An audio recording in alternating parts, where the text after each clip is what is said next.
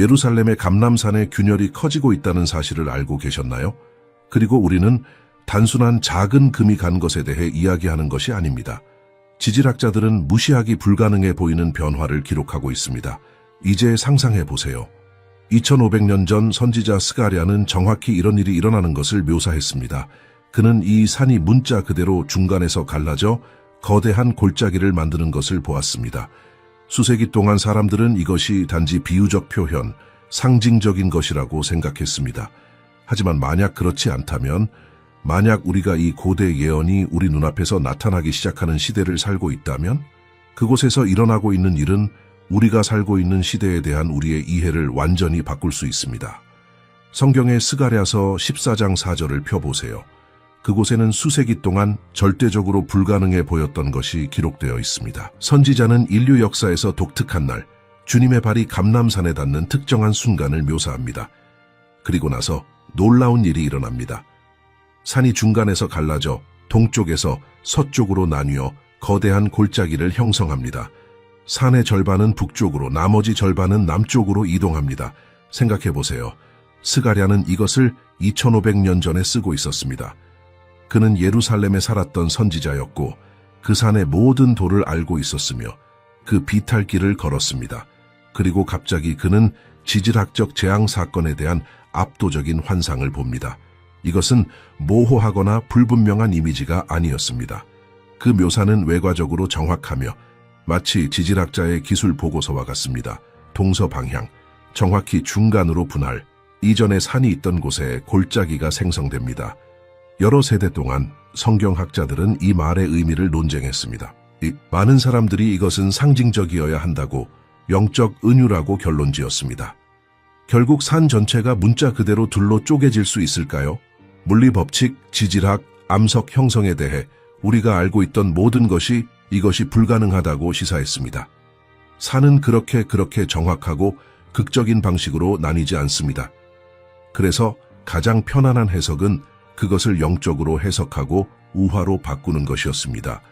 하지만 스가랴는 그 순간 시적인 언어로 말하고 있지 않았습니다. 그 본문은 매우 구체적이고 문자적인 사건들의 연속 속에 삽입되어 있습니다. 그는 예루살렘에 대항하여 모이는 민족들, 실제 전투, 공황 속에 도망치는 사람들, 특정한 지리적 변화를 묘사합니다. 전체 맥락이 문자성을 외치고 있습니다. 그리고 더욱 인상적인 것은 선지자가 이 사건을 메시아의 가시적 현현과 직접 연결한다는 것입니다. 이것은 고립된 사건이 아닙니다. 인류 역사의 절정을 나타내는 예언적 연속의 일부입니다. 초기 기독교인들이 이 예언을 읽었을 때의 당혹감을 상상해 보세요. 그들은 사도행전 1장 9절에서 12절에 기록된 대로 예수님이 감람산에서 하늘로 올라가시는 것을 보았습니다. 천사들은 그분이 떠나신 것과 같은 방식으로 돌아오실 것이라고 선언했습니다.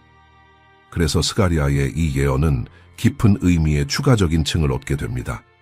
승천의 장소는 영광스러운 재림의 장소이기도 할 것입니다.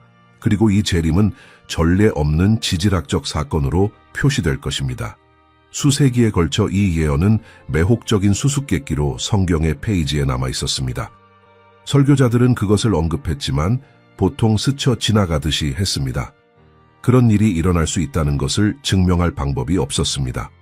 현대 과학이 등장했을 때 예언을 더욱 불가능해 보이게 만드는 것처럼 보였습니다. 지질학자들은 그 지역을 지도화하고 감람산의 암석 구성을 연구했으며 그렇게 극적인 분열의 가능성을 시사하는 것을 발견하지 못했습니다. 하지만 지난 수십 년 동안 무언가가 바뀌었습니다. 그리고 그것은 거의 상상할 수 없었던 방식으로 바뀌었습니다. 지진 매핑과 지질 단층 연구의 현대 기술은 예루살렘의 특정 지역에 대한 놀라운 정보를 드러내기 시작했습니다. 이전 세대에게는 사용할 수 없었던 데이터입니다. 세속 과학자들이 스가랴의 그 고대 구절을 새로운 존경심과 심지어 어떤 불편함으로 바라보게 만든 발견들입니다. 이전에 불가능해 보였던 것이 가능할 뿐만 아니라 지질학적으로 불가피해 보이기 시작했습니다. 잊혀진 예언, 많은 사람들이 상징적인 영역으로 격화시켰던 것이 갑자기 놀라운 과학적 관련성을 얻었습니다. 그리고 이것은 더 이상 무시할 수 없는 질문으로 우리를 이끕니다. 만약 과학이 이제 스가랴가 묘사한 것의 가능성을 확인한다면 그의 예언적 말씀이 우리가 살고 있는 시대에 대해 우리에게 무엇을 더 드러내고 있을까요? 하지만 이것은 최근의 발견들이 드러낸 것의 시작일 뿐입니다. 과학 공동체는 수십 년 전 첨단 지진 매핑 기술이 감람산 아래에서 놀라운 것을 드러내기 시작했을 때 놀라움의 순간을 가졌습니다. 정확히 그 산을 가로지르는 거대한 지질 단층이 존재합니다. 이것은 작거나 무관한 단층이 아닙니다. 이것은 요단 계곡 대단층의 연장선이며 사해 단층으로도 알려져 있으며 중동 전체에서 가장 활발하고 위험한 지각판 단열선 중 하나입니다. 연구자들이 이 단층이 감람산 근처를 지나가는 것뿐만 아니라 스가랴의 예언에서 언급된 장소를 정확히 관통한다는 것을 깨달았을 때의 놀라움을 상상해 보세요. 그리고 더욱 인상적인 것은 단층의 방향이 정확히 동서 방향이며 선지자가 수천 년 전에 묘사한 것과 같은 방향이라는 것입니다. 우연의 일치일까요? 지질학자들은 우연으로 일하지 않습니다.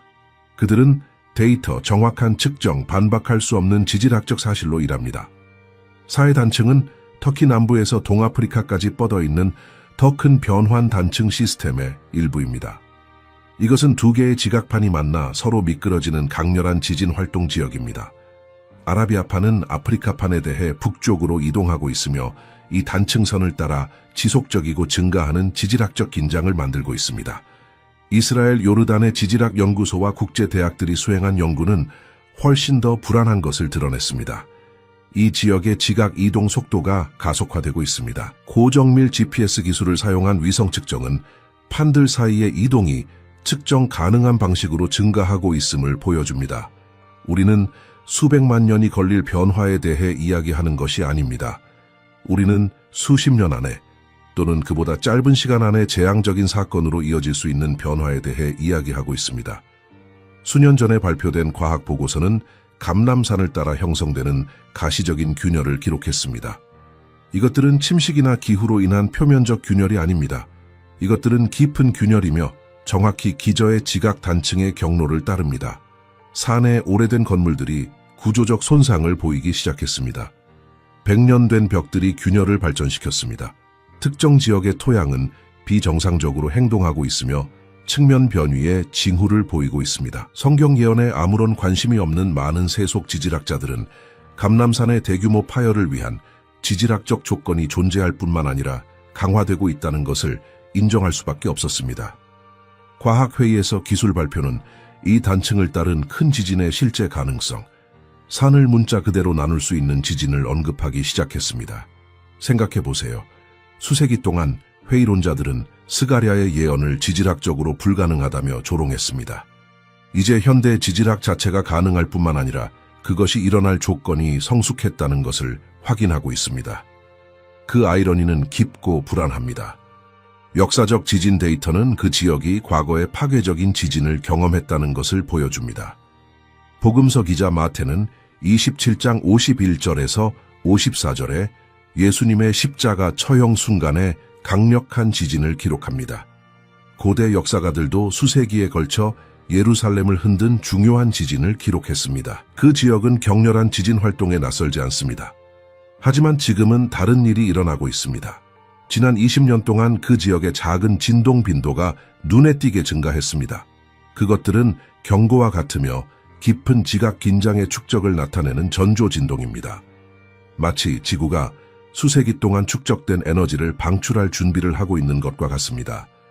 이스라엘의 지진 모니터링 연구소는 사해 단층의 활동에 대해 지속적인 감시를 유지합니다.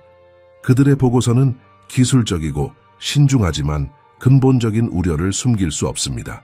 그 단층에서 큰 지진이 일어날 것인지의 문제가 아닙니다. 언제인지의 문제입니다. 그리고 정확히 어디에서 가장 파괴적일 것인지의 문제입니다. 감람산은 예루살렘 지역의 전체 단층선을 따라 가장 취약한 지점으로 두드러집니다. 지질학적 구성, 암석 구조, 단열대와의 완벽한 정렬, 모든 것이 그 산을 스가랴가 묘사한 극적인 파열이 가장 일어날 가능성이 높은 장소로 만들기 위해 수렴합니다. 마치 지리가 수백만 년 동안 스가랴가 묘사한 정확한 시나리오를 준비하기 위해 공모한 것처럼 보입니다. 종교적 의제가 전혀 없는 단순히 지질학적 데이터가 이끄는 곳으로 따라가는 과학자들이 2500년 된 예언을 반향하는 결론에 도달하고 있습니다. 이것은 우리 각자가 멈추고 우리가 살고 있는 순간에 대해 깊이 반성하게 해야 합니다. 하지만 과학이 가능성을 확인한다면 바로 이 순간, 지금 일어나고 있는 일이 이 예언적 사건의 근접성을 나타낼 수 있는 것은 무엇일까요? 과학자나 선지자가 아니어도 예루살렘에서 놀라운 일이 일어나고 있다는 것을 알아차릴 수 있습니다. 감람산 근처에 사는 주민들은 이전에는 존재하지 않았던 현상을 보고하고 있습니다. 여러 세대 동안 손상되지 않았던 오래된 집에 균열이 나타나고 있습니다. 갑자기 깊은 수직 균열이 생기는 100년 된 돌벽들, 이전에는 평평한 표면이었던 곳에 고르지 않은 지형을 만드는 작은 토양 변위. 가장 인상적인 보고 중 하나는 세계에서 가장 오래되고 신성한 묘지 중 하나인 감람산의 유대인 묘지 소유주들로부터 나옵니다. 제국과 정복을 견뎌낸 천년된 무덤들이 움직임의 징후를 보이기 시작했습니다. 명백한 설명 없이 쓰러지는 묘비들, 부분적으로 붕괴되는 지하 구조물들, 1000년 이상 그곳에 있었던 기념물 아래에서 문자 그대로 움직이고 있는 토양. 장면을 상상해 보세요.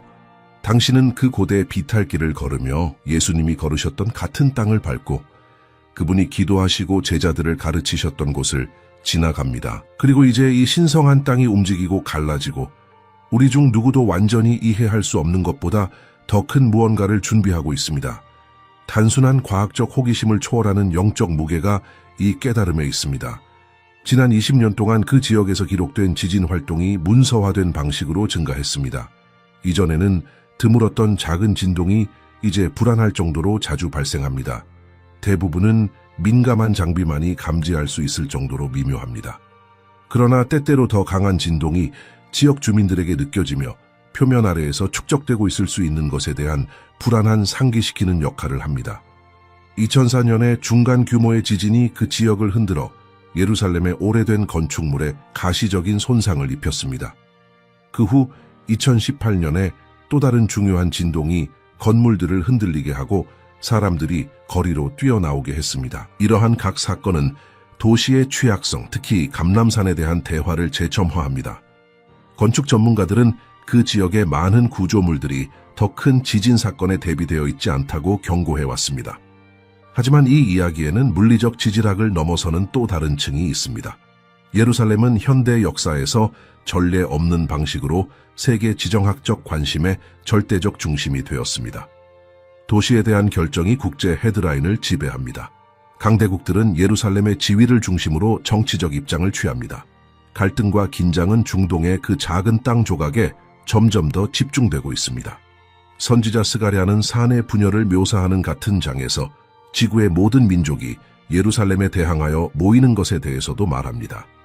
수세기 동안 이것은 산의 물리적 분열만큼이나 불가능해 보였습니다. 모든 민족이 어떻게 그렇게 작은 도시에 대해 그렇게 많이 관심을 가질 수 있을까요? 하지만 이제 우리는 정확히 이것이 우리 눈앞에서 일어나는 것을 보고 있습니다. 지질학적 예언과 지정학적 예언 사이의 수렴은 인상적입니다. 생각해 보세요. 얼마나 많은 세대의 기독교인들이 이 예언들을 읽으며 그 성취를 볼 것이라고 믿었지만 아무것도 목격하지 못한 채 평생을 보냈습니까? 하지만 지금 살고 있는 우리는 여러 요소가 동시에 정렬되는 것을 보고 있습니다. 지질학, 국제정치, 2000년의 유배 후, 유대인들의 땅으로의 귀환, 예루살렘의 재건, 모든 것이 동시에 수렴하고 있습니다. 감람산을 방문하는 관광객과 순례자들은 그들의 발 아래에서 지질학적으로 무슨 일이 일어나고 있는지 자주 모릅니다. 그들은 사진을 찍고 예루살렘 구시가지의 멋진 전망을 감상하고 정원과 역사적 장소를 걷습니다. 하지만 그 모든 아름다움과 역사 아래에서 엄청난 지각 힘이 축적되고 있으며 방출의 순간을 기다리고 있습니다. 지질 모니터링 조직은 감람산을 따라 측정 장비를 설치했습니다. 지진계는 모든 진동을 기록합니다. GPS 센서는 지각의 미세한 움직임을 측정합니다. 모든 것이 문서화되고 목록화되고 연구되고 있습니다.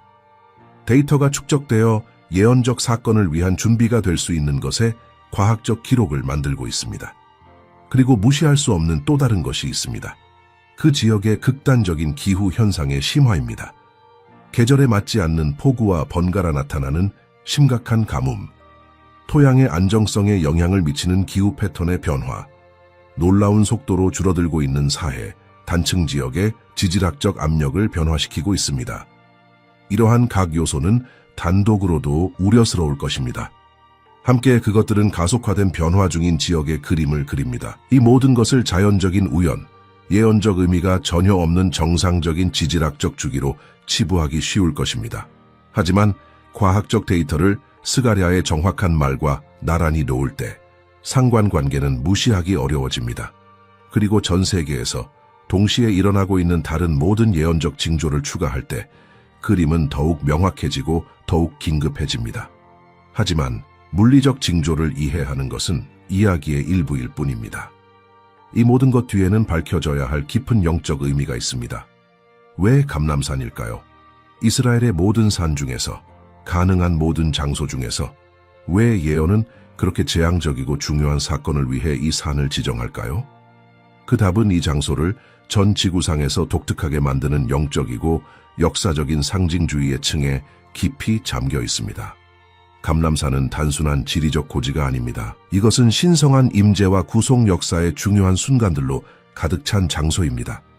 사무엘하 15장에 기록된 대로 그의 아들 압살롬이 그를 대적하여 반역했을 때 다윗 왕이 도망친 곳이 바로 거기였습니다. 선지자 에스겔이 그의 책 11장 23절에서 하나님의 영광이 타락한 성전에서 떠나 산 위에 머물렀다가 완전히 떠나는 것을 본 것도 바로 거기였습니다. 하지만 감람산이 가장 깊고 감동적인 의미를 얻는 것은 예수님의 삶과 사역에서입니다. 그분이 기도하기 위해 물러나신 곳이 바로 거기였습니다. 누가복음 21장 37절은 예수님이 낮에는 성전에서 가르치셨지만 밤에는 나가서 감람산에 계셨다고 말합니다. 그곳은 아버지와의 친밀한 교제의 장소였으며 공적 사역의 소용돌이 속에서 그분의 기도의 피난처였습니다. 감람산 비탈에 위치한 겟세마네 동산에서 예수님은 십자가 처형 전 가장 어두운 고뇌의 시간을 직면하셨습니다. 거기 고대 올리브 나무들 사이에서 그분은 인류를 위해 중보하시며 피땀을 흘리셨습니다. 거기서 그분은 아버지의 뜻에 완전히 복종하시며 모든 것을 바꾼 그 말씀을 하셨습니다. 나의 뜻이 아니라 당신의 뜻이 이루어지이다. 그 산은 구주의 가장 큰 연약함과 가장 큰 힘의 순간을 목격했습니다. 그리고 바로 그 산에서 예수님은 하늘로 승천하셨습니다. 사도행전 1장 9절에서 12절은 구름이 그분을 받아 그들의 시야에서 그분을 데려가는 동안 제자들이 지켜보는 것을 묘사합니다. 두 천사가 나타나 그분이 떠나신 것과 같은 방식으로 돌아오실 것이라고 선언했습니다. 승천의 산은 영광스러운 재림의 산이 될 것입니다. 이제 깊은 상징주의를 이해하세요. 스가랴가 주님의 발이 감람산에 닿고 산이 갈라질 것이라고 예언할 때 이것은 무작위한 지리적 세부사항이 아닙니다. 이것은 예언적 순환의 마무리입니다. 떠남의 장소가 승리의 귀환의 장소가 됩니다. 예수님이 예루살렘을 위해 우셨던 장소가 그분이 권능과 영광 가운데 그분의 왕국을 세우실 장소가 될 것입니다. 분열의 방향도 영적 의미를 지니고 있습니다. 산은 동쪽에서 서쪽으로 열리며 남북으로 흐르는 골짜기를 만듭니다. 성경의 상징주의에서 동쪽은 항상 하나님의 임재를 나타냈습니다. 주님의 영광이 들어가는 성전의 동쪽 문은 동쪽을 향하고 있었으며 감람산 방향을 직접 향했습니다. 산이 갈라질 때 그것은 마치 땅 자체가 신성한 영광의 완전한 현현을 받기 위해 열리고 있는 것과 같습니다. 스가랴는 이 분열이 골짜기를 만들 것이며 그 골짜기에서 놀라운 일이 일어날 것이라고 묘사합니다. 그것은 마지막 환난 동안 예루살렘에 있는 사람들을 위한 탈출 경로가 될 것입니다. 갈라지는 산은 목적 없는 파괴가 아닙니다. 그것은 구원의 길의 초자연적 창조, 다른 모든 출구가 막혔을 때의 섭리적 탈출 경로입니다. 예언적 장면을 상상해 보세요. 적대적인 군대에 둘러싸인 예루살렘, 명백한 희망 없이 궁지에 몰린 하나님의 백성. 그러고 나서 창조주 자신이 그분의 백성을 구하기 위해 지역의 물리적 지리를 변경할 정도로 극적인 방식으로 개입하십니다. 이것은 다시 일어나는 출애굽이지만 이번에는 홍해가 갈라지는 것이 아니라 산 전체가 갈라지는 것입니다. 상징주의는 훨씬 더 깊이 들어갑니다. 성경에서 산들은 종종 왕국, 제국, 확립된 권력을 나타냅니다. 감람산의 분열은 하나님을 반대하는 모든 지상의 시스템과 권력의 최종 파괴를 상징할 수 있습니다. 그것은 모든 창조에 대한 신성한 권위의 명백한 확립입니다. 어떤 인간의 왕국도 손상되지 않은 채로 남지 않을 것입니다. 어떤 지상의 권력도 저항할 수 없을 것입니다. 십자가 처형의 순간과도 매혹적인 평행이 있습니다. 마태는 27장 51절에서 예수님이 돌아가셨을 때 성전의 휘장이 위에서 아래로 찢어졌다고 기록합니다. 하나님의 임재로 가는 길이 열렸습니다. 이제 그분의 재림에서 찢어지는 것은 휘장이 아니라 산 전체이며 지상에서 신성한 임재의 최종적이고 완전한 현현을 상징합니다. 산의 이름을 준 나무인 올리브 나무는 평화, 기름 부음, 성령의 임재의 상징입니다. 올리브 기름은 이스라엘의 왕들과 제사장들에게 기름 부음을 하는 데 사용되었습니다. 그리스도라는 칭호가 기름 부음 받은 자를 의미하는 예수님은 신성한 기름 부음을 상징하는 바로 그 장소에서 그분의 구속 사역을 완성하실 것입니다. 이 예언의 모든 요소는 신학적 의미의 층위 위에 층위로 가득 차 있습니다. 하지만 영적 의미를 이해하는 것은 우리를 또 다른 중요한 질문으로 이끕니다. 그 후에 무슨 일이 일어날까요? 예언적 순서에서 다음에 무엇이 올까요? 감람산의 분열은 고립된 사건이 아닙니다. 그것은 예루살렘뿐만 아니라 전 세계를 재형성할 예언적 변화의 연쇄 반응을 위한 반가쇠입니다. 스가랴는 자연 법칙과 지리에 대해 우리가 아는 모든 것에 도전하는 매우 놀라운 일련의 사건을 묘사하며 그의 예언을 계속합니다. 산이 갈라진 직후 예언은 예루살렘에서 흘러나오는 생수를 묘사합니다. 우리는 작은 시냇물이나 작은 샘에 대해 이야기하는 것이 아닙니다. 스가랴는 14장 8절에서 이 물의 절반은 동쪽 바다, 즉 사해로 흐르고 나머지 절반은 서쪽 바다, 즉 지중해로 흐른다고 묘사합니다. 생각해보세요. 예루살렘은 산악 고지에 위치해 있습니다. 거기서 두 반대 방향으로 흐를 수 있는 자연적인 수원은 존재하지 않습니다. 이것은 엄청난 규모의 지리적 기적입니다. 선지자 에스겔은 수세기 전에 같은 환상을 보았습니다.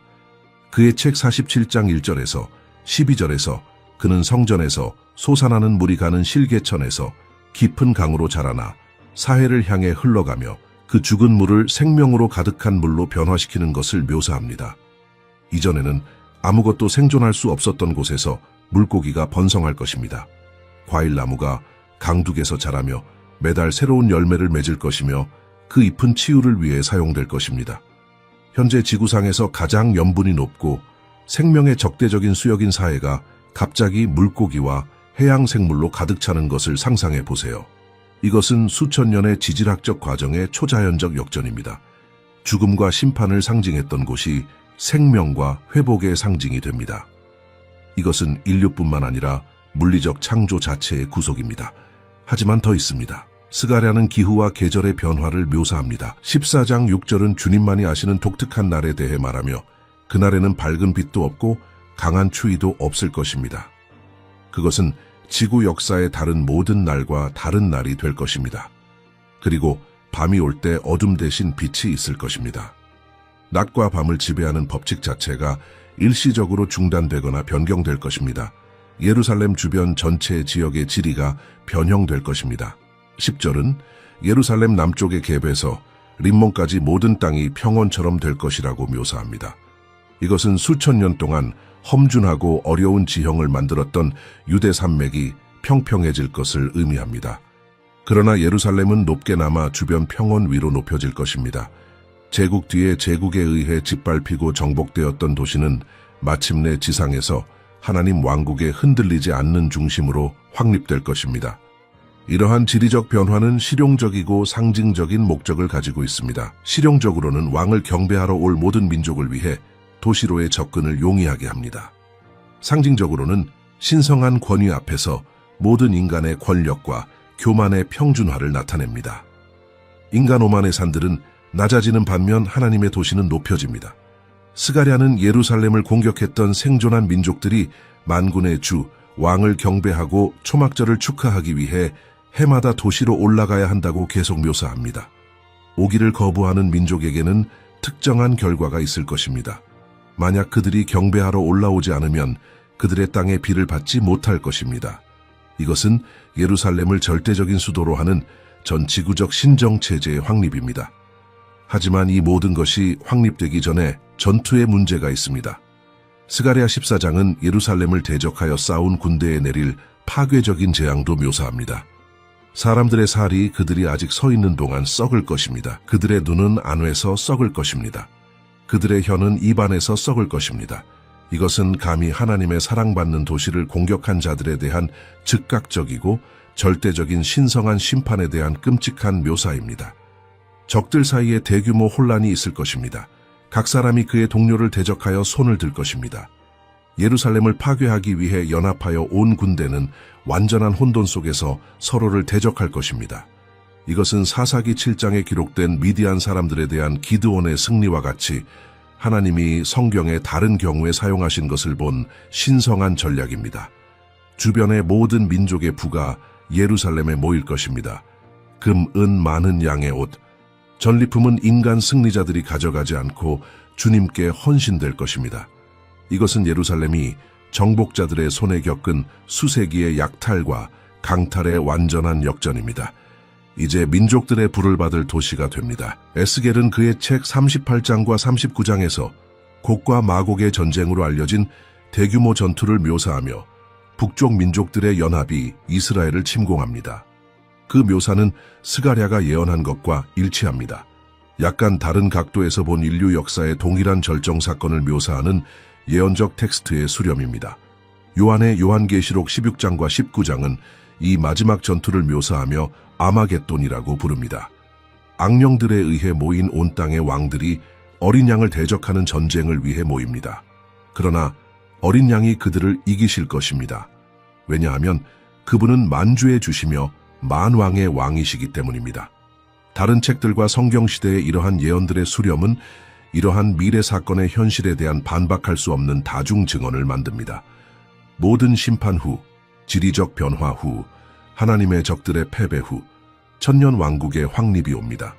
예루살렘은 온 땅을 위한 경배의 중심이 될 것입니다. 주님에 대한 지식이 물이 바다를 덮듯이 땅을 덮을 것이며 이사야 11장 9절에서 예언된 대로입니다. 그것은 메시아 자신이 다윗의 보좌에서 직접 통치하는 인류 역사의 황금 시대가 될 것입니다. 하지만 이 놀라운 예언적 순서는 우리를 개인적이고 긴급한 질문과 직면하게 합니다. 이러한 일들이 다가오고 있다는 것을 알면서 우리는 어떻게 살아야 할까요? 천년된 예언들이 우리 눈앞에서 성취되기 시작할 수 있다는 것을 아는 것은 일상적인 오락을 위한 정보가 아닙니다. 그것은 깊은 영적 준비에 대한 긴급한 부름입니다. 문제는 당신이 이러한 일들이 일어날 것이라고 믿는지 여부가 아닙니다. 문제는 만약 일어난다면 당신이 준비되어 있을 것인가입니다. 예수님은 깨어있고 준비되어 있는 것의 중요성에 대해 반복적으로 말씀하셨습니다. 마태복음 24장에서 그분은 마지막 때의 징조를 묘사하신 후 경계에 대한 비유를 말씀하십니다. 신랑을 기다리는 5명의 지혜로운 처녀와 5명의 어리석은 처녀, 10명의 처녀의 비유. 차이는 준비에 있었습니다. 지혜로운 자들은 그들의 등잔을 위해 여분의 기름을 가져갔습니다. 어리석은 자들은 나중에 충분한 시간이 있을 것이라고 믿었습니다. 신랑이 도착했을 때 어리석은 자들은 준비되지 않았고 문은 닫혔습니다. 영적 준비는 육체적 생존 계획이 아니라 마음에서 시작됩니다. 물질적 준비 전략, 식량 비축, 대피 계획, 벙커 및 물리적 자원에 집착하기 쉽습니다. 하지만 예수님은 정말로 중요한 준비는 영적이라는 것을 분명히 하셨습니다. 그것은 우리가 축적한 물자의 양이 아니라 우리 영혼의 상태에 관한 것입니다. 생각해 보세요. 이러한 예언적 사건들이 모든 강도로 펼쳐지기 시작할 때 당신의 은행 계좌는 중요하지 않을 것입니다. 당신의 사회적 지위는 아무런 의미가 없을 것입니다. 당신의 직업적 성취는 무관할 것입니다. 중요한 유일한 것은 예수 그리스도를 통한 하나님과의 관계일 것입니다. 이 관계 안에 진정한 안전이 있으며 주변의 모든 것이 무너질 때 남아있을 유일한 닻입니다. 준비는 잔인한 정직함으로 당신의 영적 삶을 검토하는 것을 포함합니다. 당신이 보호하고 있는 고백하지 않은 죄가 있습니까? 당신이 고치기를 거부하는 깨진 관계가 있습니까? 당신이 마음에 기르고 있는 쓴 뿌리나 용서하지 않는 마음이 있습니까? 하나님 나라의 가치와 충돌한다는 것을 알면서도 세상과의 타협이 있습니까? 이것들은 진정한 회개를 위한 시간과 공간이 아직 있는 지금 해결되어야 할 문제들입니다. 사도 베드로는 그의 둘째 서신 3장 10절에서 12절에서 꿰뚫는 질문을 합니다. 만약 이 모든 것들이 녹아 없어질 것이라면 우리는 어떤 종류의 사람이 되어야 하는가 거룩함과 경건함에서 그는 수사적으로 말하고 있지 않습니다. 이것은 우리 각자에게 대답을 요구하는 질문입니다. 만약 우리가 이 세상 시스템이 일시적이라는 것을 안다면 왜 우리는 그것에 그렇게 많이 투자합니까? 왜 우리는 그것이 영원히 지속될 것처럼 삽니까? 준비는 또한 기도와 성경 공부를 통해 하나님과의 친밀함을 기르는 것을 의미합니다. 서두르고 피상적인 기도가 아니라 깊고 지속적인 교제입니다. 일상적인 성경 읽기가 아니라 마음을 변화시키고 영을 새롭게 하는 말씀에 대한 강렬한 몰입입니다.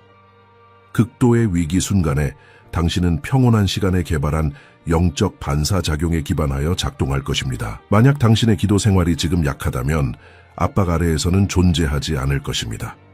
영적 분별력의 문제도 있습니다. 바울은 데살로니가후서 2장에서 주님의 재림 전에 배교와 불법의 사람의 계시가 있을 것이라고 경고합니다. 거짓 그리스도들과 거짓 선지자들이 일어나 매우 설득력 있는 속이는 표적과 기사를 행하여 가능하다면 택한 자들까지도 속일 것이라고 예수님이 마태복음 24장 24절에서 경고하신 대로입니다. 진짜와 가짜를 구별하기 위한 분별력을 개발하는 것이 중요할 것입니다. 이러한 분별력은 마법의 공식이나 영적 지름길에서 나오지 않습니다. 그것은 선한 목자의 음성을 친밀하게 아는 것에서 옵니다. 예수님은 요한복음 10장 3절과 4절에서 양들이 목자의 음성을 알고 그를 따르지만 낯선 자들의 음성을 인식하지 못하기 때문에 도망칠 것이라고 말씀하셨습니다. 당신은 앞으로 혼돈의 날들에 당신의 주의를 끌기 위해 외치는 모든 경쟁하는 음성들과 구별할 수 있을 만큼 하나님의 음성을 충분히 잘 압니까? 준비는 또한 공동체를 포함합니다. 우리는 어려운 시기를 고립되어 직면하도록 부름받지 않았습니다. 히브리서 10장 24절과 25절은 우리의 모임을 버리지 말고 서로 격려하라고 그날이 가까워 오는 것을 볼수록 더욱 그리하라고 권면합니다. 투명성, 책임성, 진정한 사랑이 있는 진정한 영적 관계가 필수적일 것입니다. 하지만 두려움과 불안에 대해서도 말해야 합니다. 심판과 환난의 예언에 대해 아는 것은 마비시키는 공포를 생성할 수 있습니다. 예수님은 이것을 이해하십니다. 그래서 그분은 반복해서 말씀하셨습니다. 두려워하지 말라. 그분이 누가복음 21장에서 지진, 기근, 전염병, 하늘의 무서운 징조를 묘사하실 때 그분은 28절에서 이렇게 결론을 내리십니다. 이런 일이 일어나기 시작하거든 일어나 머리를 들라 너희의 구속이 가까웠느니라. 그리스도께 속한 자들에게 이러한 사건들은 절망의 이유가 아니라 희망의 이유입니다. 각 예언 성취는 하나님이 통제하고 계시다는, 그분의 말씀이 진실하다는, 최종 구속에 대한 그분의 약속이 확실하다는 추가 확증입니다. 세상이 공황에 빠지는 동안 하나님의 자녀들은 깊은 평화를 가질 수 있습니다. 그들이 고통에서 면제되었기 때문이 아니라 이야기의 끝을 알기 때문입니다. 준비는 또한 증거할 준비가 되어 있는 것을 의미합니다. 위기의 시기에 사람들이 답, 희망, 의지할 견고한 것을 절박하게 찾고 있을 때 성경적 진리를 아는 사람들은 복음을 나눌 전례 없는 기회를 갖게 될 것입니다. 베드로는 그의 첫째 서신 3장 15절에서 우리 안에 있는 소망에 관한 이유를 묻는 자에게 대답할 것을 항상 준비하되 온유와 두려움으로 하라고 가르칩니다. 마지막으로 준비는 영원의 관점으로 사는 것을 포함합니다. 이 세상은 우리의 영구적인 집이 아닙니다. 우리는 순례자 지나가는 이방인입니다.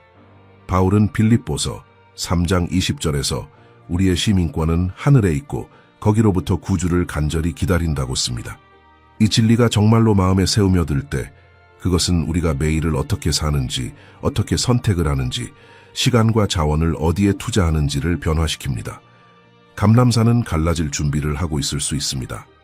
고대 예언들이 성경의 페이지에서 유형의 현실로 뛰어나올 준비를 하고 있을 수 있습니다. 그러나 이러한 사건들의 정확한 시기와 관계없이 한 가지는 절대적으로 확실합니다. 우리 각자는 하나님 앞에서 회개할 것입니다. 가장 중요한 준비는 미래의 환난을 위한 것이 아니라 창조주와의 불가피한 만남을 위한 것입니다. 그리고 이것은 우리를 문제의 핵심으로 이끕니다. 우리는 이전 세대의 기독교인들이 목격하기를 꿈꾸었지만 결코 보지 못했던 특별한 날들을 살고 있습니다. 예언적 징조, 과학적 확증, 지정학적 사건들의 수렴은 역사에서 독특한 순간을 만듭니다.